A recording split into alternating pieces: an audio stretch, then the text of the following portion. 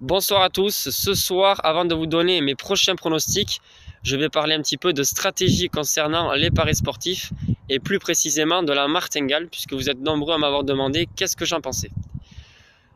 Alors la martingale, c'est une technique employée par beaucoup de parieurs, notamment chez les pronostiqueurs, qui essayent de vous faire rêver, comme sur le web.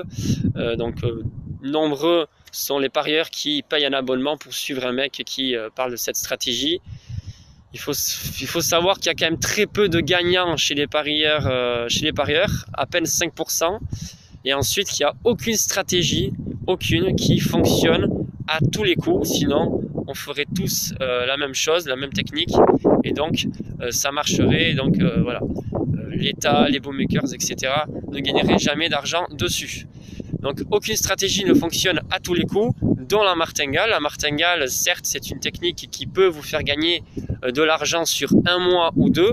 C'est possible, voire un peu plus. Mais en tout cas, je doute beaucoup sur cette technique qui fonctionne vraiment.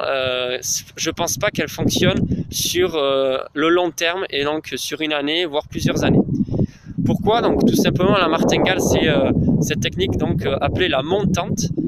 C'est tout simple, c'est doubler la mise à chaque fois que le pari ne passe pas. Donc c'est pas con, hein, beaucoup de monde essaye, mais le problème c'est qu'il existe des séries noires. Et ces séries noires, s'il y en a 6, 8 ou 10, voire plus de paris qui ne sont pas passés, mais le problème c'est qu'à chaque fois vous devez mettre une très très grosse mise. Et même si vous récupérez au bout du 9e pari tout ce que vous avez perdu, puisque vous avez doublé vos mises, vous avez perdu 80 €, vous avez misé 100 € et là vous avez tout récupéré, vous avez réussi à faire des gains. Donc c'est très bien, mais le problème c'est que c'est risqué et moi honnêtement je vous déconseille fortement cette technique. Donc moi, me concernant, j'ai une stratégie assez compliquée et surtout voilà, c'est pas évident parce qu'il faut faire passer à peu près, enfin, c'est risqué. J'ai une stratégie de faire passer un pari sur 2 ou un pari sur 3 pour pouvoir dégager des bénéfices. Depuis le début de cette chaîne YouTube, c'est-à-dire en juin, ça marche. Puisque tous les mois, à part le mois d'octobre, au moins 6 €, tous les mois, j'ai réussi à dégager de l'argent, des bénéfices nets. Et en plus, c'est vraiment pas mal, avoisinant les 200-300 € par mois. Ça marche depuis quelques années. Je ne m'arrête pas, mais j'essaye en tout cas de rester sérieux. Il faut être responsable de ses mises quand même. Même si vous gagnez de l'argent sur un mois ou plusieurs mois, il faut, je pense, ne pas avoir cet appât de gain et se dire je veux gagner cette fois-ci encore plus.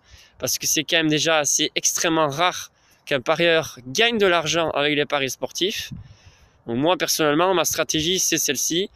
C'est de jouer sur des cotes, très grosses cotes, supérieures à 2 voire 3. Et il faut qu'il y ait un pari sur 2 ou sur 3 qui passe. Pour le mois de novembre, nous en sommes à 3 sur 4 puisque le dernier n'est pas passé. Donc c'est quand même quelque chose d'extraordinaire pour le moment puisqu'on a fait beaucoup de bénéfices.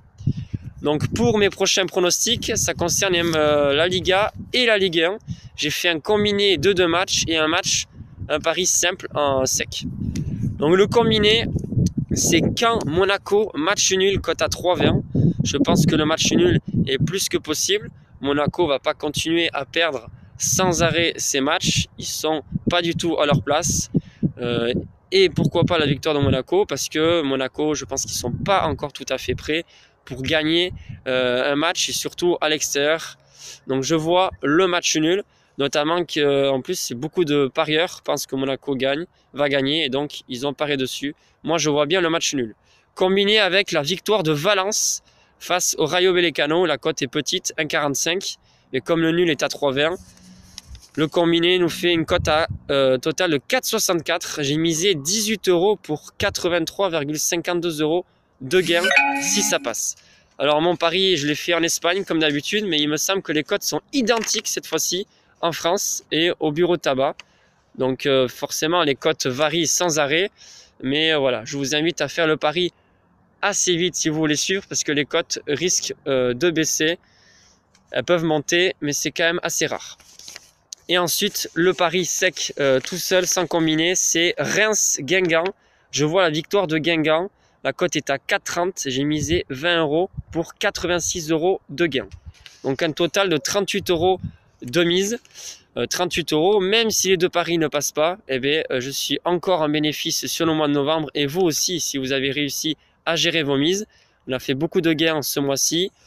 Je n'ai pas pris forcément des gros risques parce que j'ai déjà misé beaucoup plus gros. Mais en tout cas, s'il y en a un des deux qui passe, ça suffira pour dégager des bénéfices puisque les gains seraient de 83 ou de 86 €. Donc voilà, et puis si les deux passent, c'est encore mieux. Donc les gars, c'est les 2 pronostics que j'ai pour ce week-end. Je vous fais la vidéo maintenant, comme ça vous avez largement le temps de pouvoir faire le pari. Je pense à vous, j'essaie de répondre le plus possible, que ce soit sur la chaîne YouTube, message perso ou sur ma page Facebook DamsProno64. Nous sommes beaucoup moins que sur YouTube, mais voilà, j'ai créé cette page Facebook pour que ce soit beaucoup plus simple pour vous. Sur ce, je vous souhaite une bonne soirée et à bientôt.